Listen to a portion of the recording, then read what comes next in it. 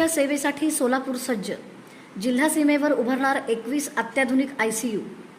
आषाढी वारीच्या पार्श्वभूमीवर लाखो वारकरी पंढरपूरच्या दिशेने मार्गस्थ झाले असून त्यांच्या आरोग्य सेवेसाठी सोलापूर जिल्हा प्रशासनाने मोठी तयारी केली आहे.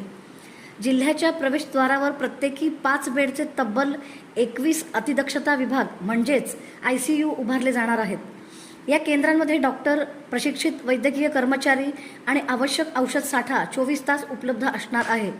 शेकडो किलोमीटरचा पायी प्रवास, बदलते हवामान, ऊन, पाऊस यामुळे वारकऱ्यांना सर्दी, ताप, रक्तदाब, खोकला किंवा पायांच्या दुखापतींसारख्या समस्या उद्भवू शकतात.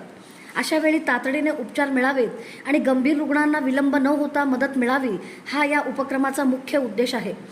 जिल्हा शल्यचिकित्सक डॉक्टर वर्षा डोईफोडे यांनी सांगितले की वारकऱ्यांची कोणतीही गैरसोय होऊ नये यासाठी आरोग्य विभाग पूर्णपणे सज्ज असून आपत्कालीन परिस्थिती हाताळण्यासाठी सर्व यंत्रणा सतर्क ठेवण्यात आली आहे.